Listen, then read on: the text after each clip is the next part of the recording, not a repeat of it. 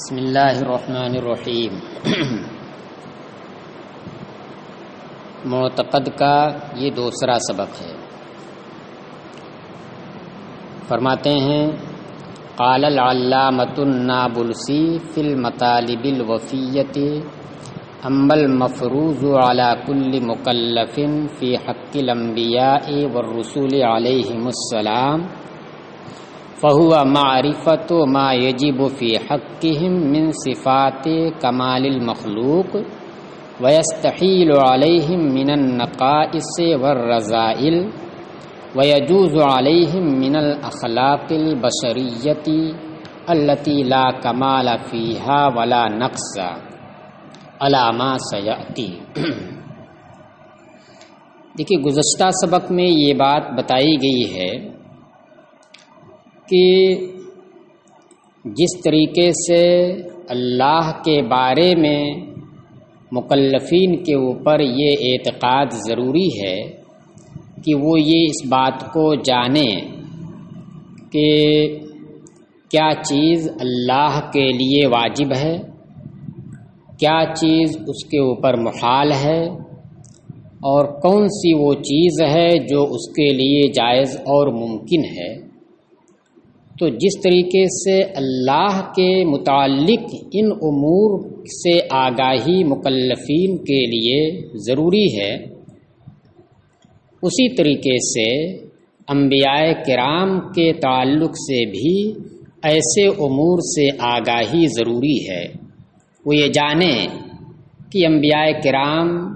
کے لیے کیا چیز واجب ہے، کیا ان کے اوپر محال اور ممتنع ہے، اور کیا چیزیں ہیں جو انبیاء کرام کے لیے جائز اور ممکن ہیں۔ تو اسی کڑی کو آگے بڑھاتے ہوئے علامہ عبدالغنی نابلسی کا یہ قول بھی مصنف علیہ الرحمہ نقل فرماتے ہیں، جو ان کی کتاب المطالب الوفیہ میں ہے۔ علامہ نابلسی سے مراد علامہ عبدالغنی نابلسی علیہ الرحمہ، جن کا ذکر اعلیٰ حضرت علیہ الرحمۃ والرضوان اپنی کتب میں بڑے ہی احترام کے ساتھ کرتے ہیں اور بڑی ہی عظمت کے ساتھ ان کا نام لیتے ہیں۔ تو کہتے ہیں کہ علامہ نابلسی نے المطالب الوفیہ میں فرمایا کہ اما المفروض علی کل مکلف فی حق الانبیاء والرسل علیہم السلام، رہا ہر مکلف کے اوپر انبیاء و رسول علیہم السلام کے بارے میں کیا فرض ہے، تو وہ فہو معرفت ما یجب فی حقہم، تو وہ یعنی جو مکلف کے اوپر، ہر مکلف کے اوپر فرض اور ضروری ہے کہ انبیاء اور رسول علیہم السلام کے بارے میں جانیں، تو وہ کیا چیز ہے؟ کہتے ہیں تو وہ اس بات کی معرفت ہے کہ جو ان کے حق میں واجب ہیں۔ کیا چیزیں ہیں جو انبیاء کے حق میں واجب ہیں، ضروری ہیں کہ ان سے ان کا متصف ہونا ضروری ہے؟ من سے اسی کا بیان، من صفات کمال المخلوق، یعنی مخلوق کی صفات کمالیہ، کہ اللہ کی صفات کمالیہ ہیں، اسی طریقے سے مخلوق کی کچھ صفات کمالیہ ہیں۔ تو فرماتے ہیں کہ مخلوق کی جو صفات کمال ہوتی ہیں، سچ بولنا، امانت داری اختیار کرنا، احسان اور بھلائی کرنا، علم والا ہونا وغیرہ وغیرہ، یہ ساری چیزیں مخلوق کی صفات کمال میں سے ہیں۔ تو اس بات کا جاننا ضروری ہے کہ ان کے حق میں مخلوق کی وہ صفات کمال کیا کیا ہیں، ان کی معرفت ضروری ہے۔ تو وہ ان امور کی معرفت ہے، جاننا ہے جو انبیاء کے حق میں واجب ہیں، یعنی مخلوق کی صفات کمال کی جتنی مخلوق کی صفات کمال ہیں سب کے سب انبیاء کے حق میں واجب ہیں، وہ ضرور اس سے متصف ہوتے ہیں۔ وَيَسْتَحِيلُ عَلَيْهِمْ مِنَ النَّقَائِصِ وَالرَّذَائِلِ، اس کا عطف اسی یجبو کے اوپر ہے، تو جیسے ما وہاں پر ہے ویسے یہاں پر بھی آئے گا، اور ان نقائص اور رذائل، ان خامیوں اور کمیوں اور بری باتوں کی معرفت بھی ضروری ہے جو انبیاء علیہم السلام کے اوپر محال ہیں۔ ابھی وہ نقائص اور بری باتیں کیا ہوں گی؟ تو جو چیزیں صفات کمال سے ہوں گی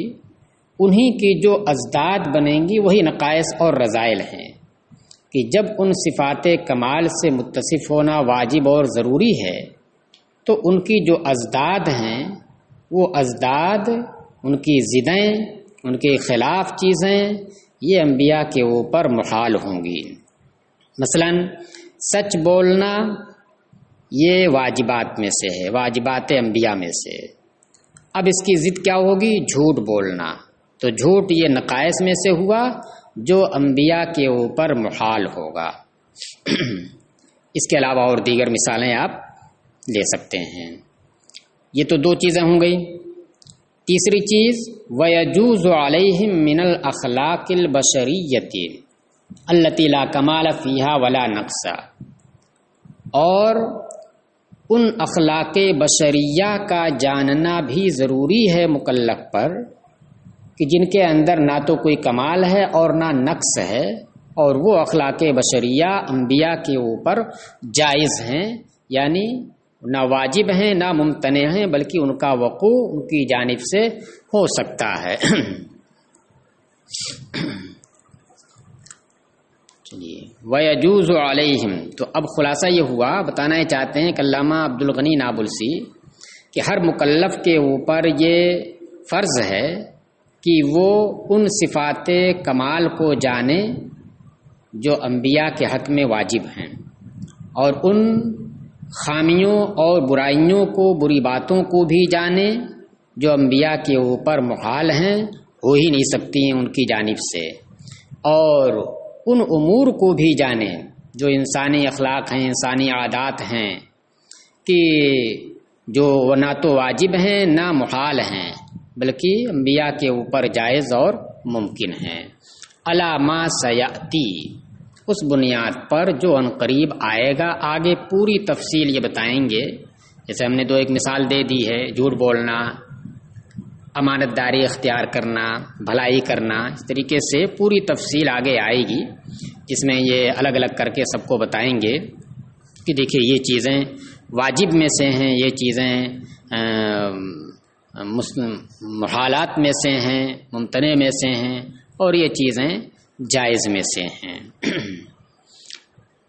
وَأَدْنَا ذَلِكَ أَن يَعْتَقِدَ،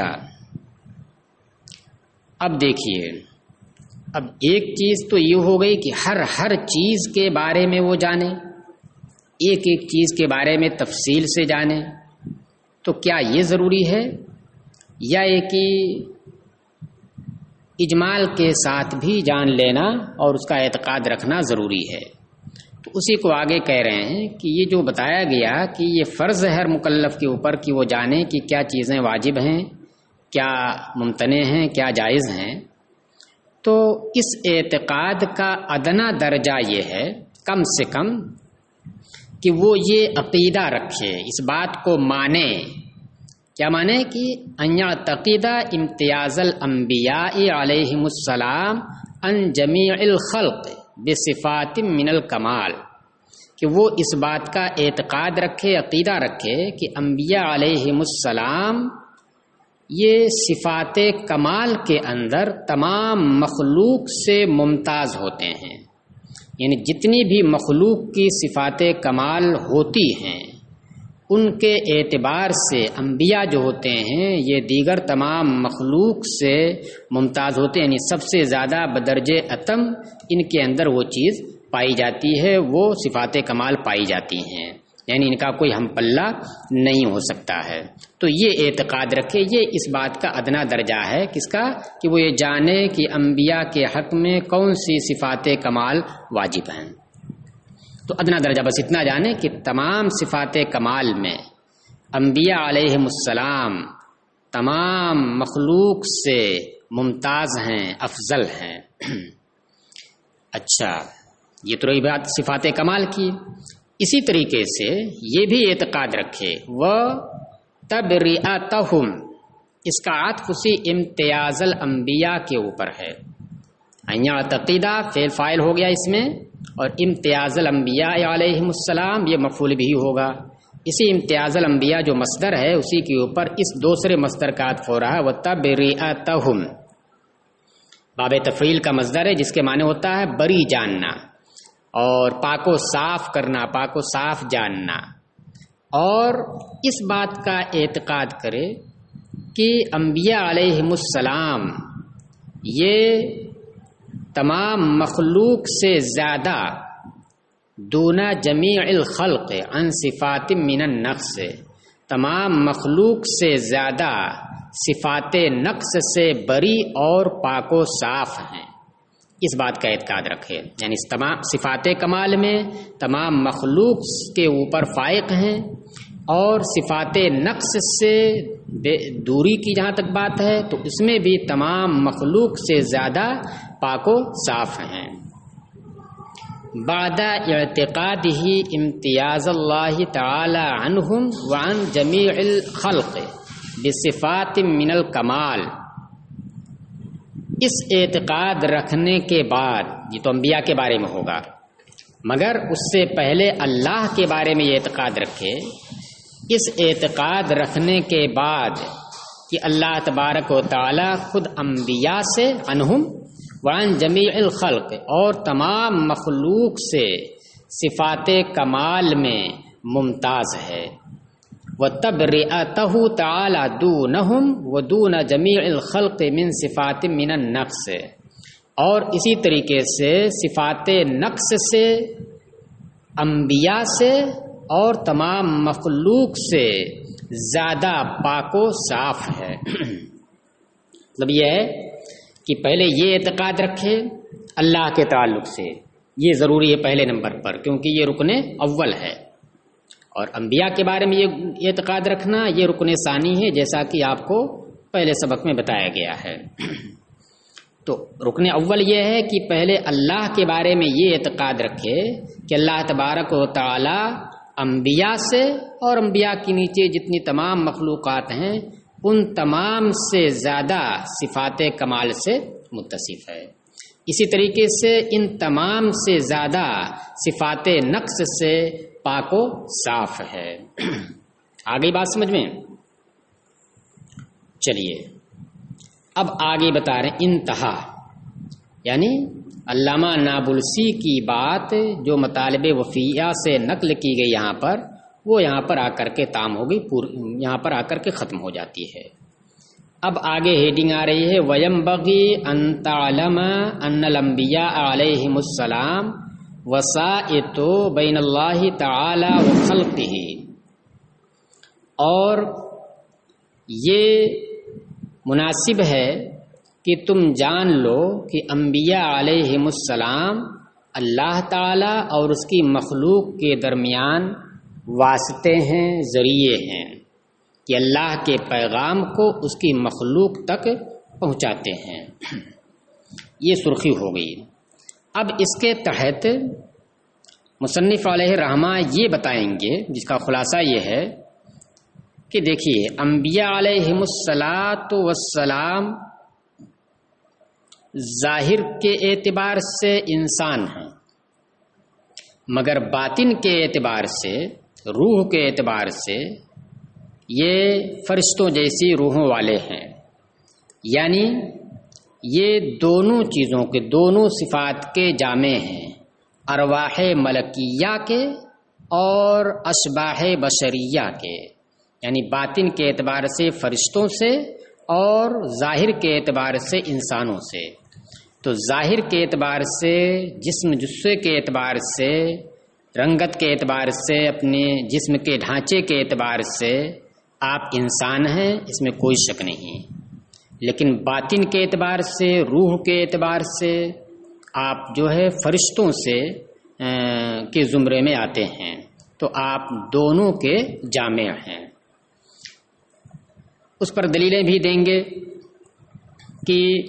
بتائیں گے اس پر تفریق کر کے. لہذا کہیں پر ارواح ملکیہ، روح ملکی اور روح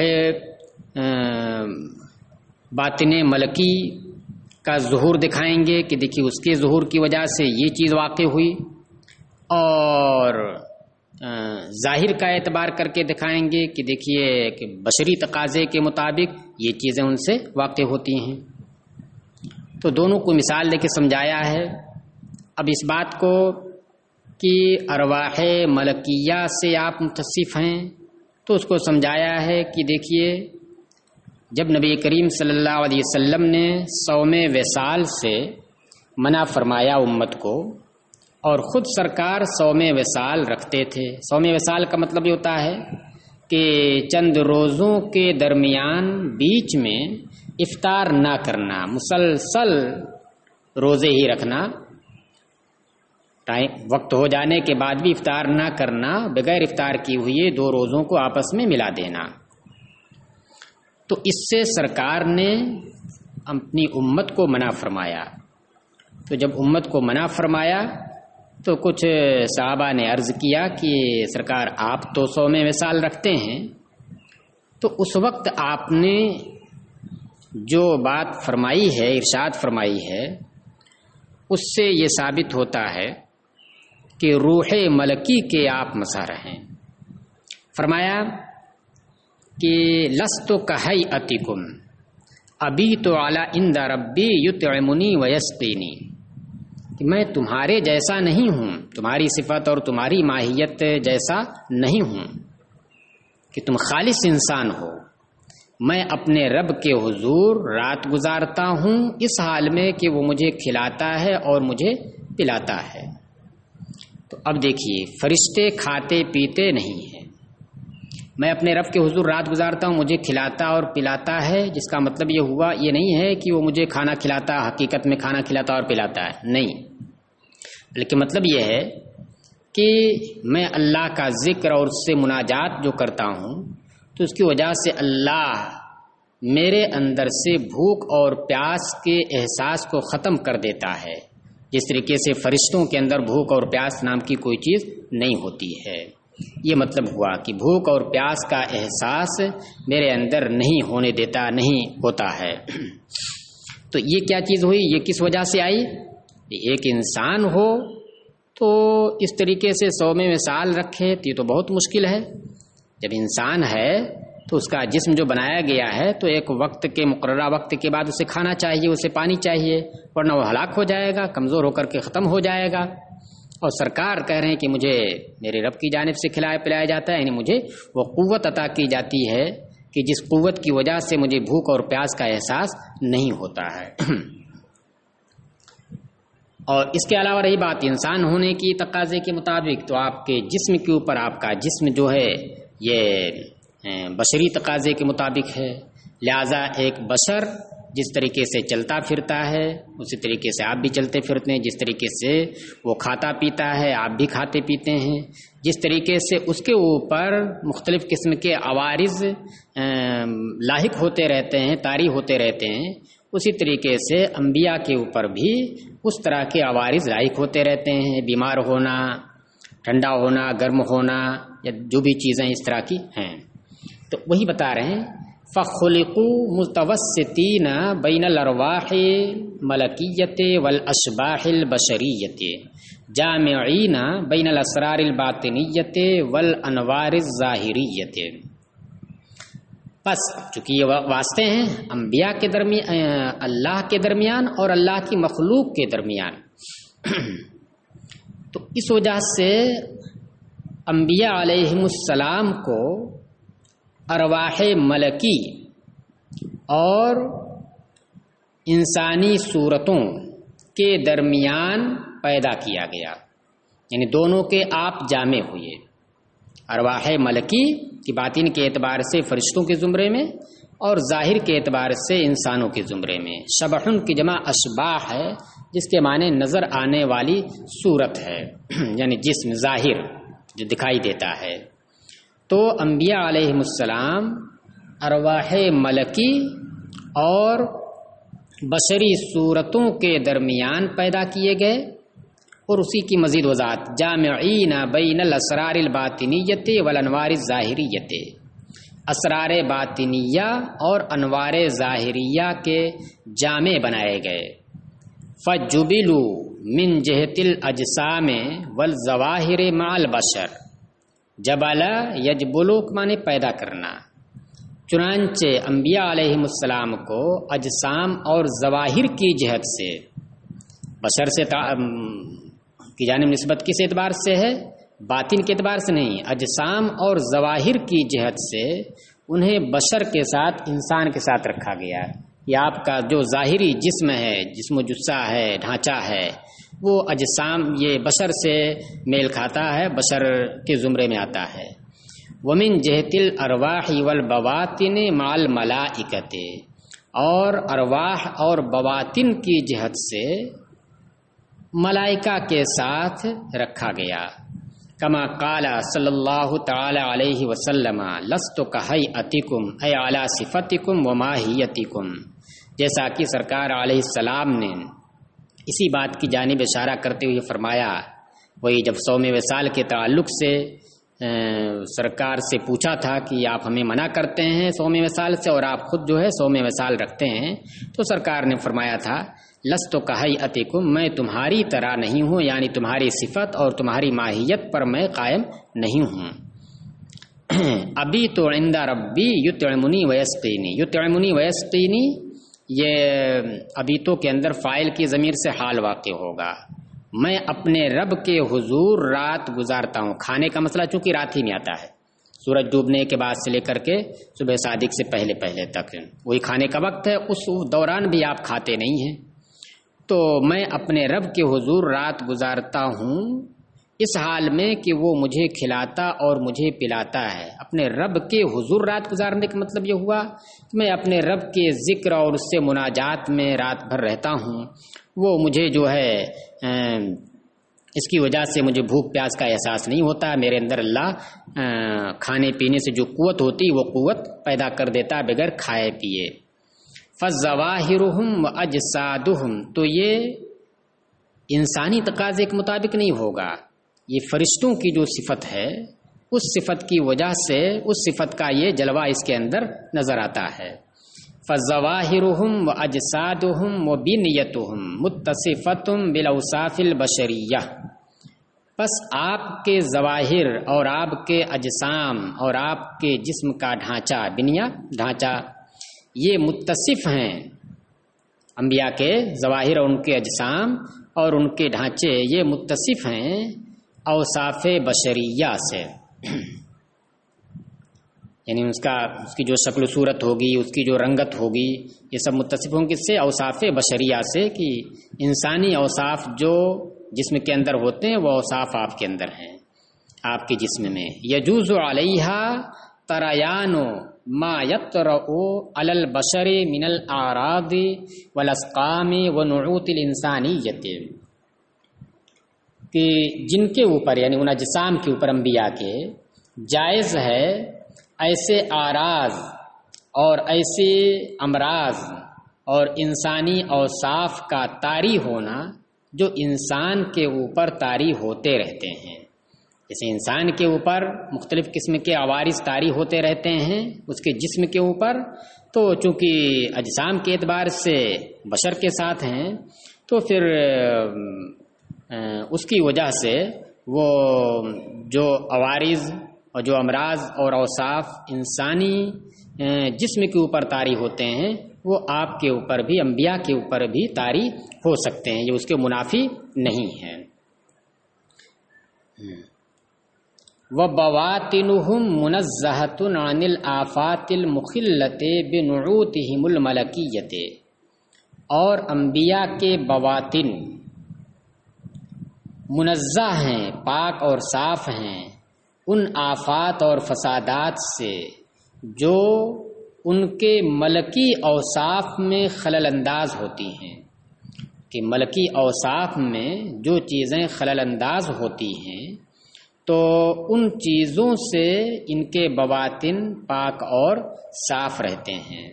مطہرۃ عن النقائص والاعتلالات الملمۃ علی الاجسام الحیوانیۃ، اور پاک رہتے ہیں ان کے بواطن ان کمیوں سے، ان نقائص سے اور ان خرابیوں سے، جو خرابیاں، جو نقائص حیوانی جسموں کے اوپر واقع ہوتی رہتی ہیں۔ یہ المملہ لکھا ہوا دکھ رہا ہے، لیکن میرے خیال سے یہ الملمہ ہونا چاہیے۔ علمہ یلم المام کے معنی ہوتا ہے اترنا، کسی چیز کے اوپر واقع ہونا، تو یہی معنی زیادہ یہاں پر صحیح ہو رہا ہے، اس وجہ سے یہ الملمہ ہونا چاہیے، اس پر نشان لگا لیجیے۔ اور پاک و صاف ہوتے ہیں انبیاء کے بواطن ان نقائص اور ان فسادات سے۔ اعتلال کی جمع اعتلالات، اس کے معنی وہی ہے نقائص، خامی اور خرابی۔ ان خرابیوں سے، ان نقائص سے پاک ہوتے ہیں جو حیوانی اجسام کے اوپر واقع ہوتے ہیں۔ کذا قال القاضی، امام قاضی عیاض نے ایسا ہی کہا ہے۔ وقالا،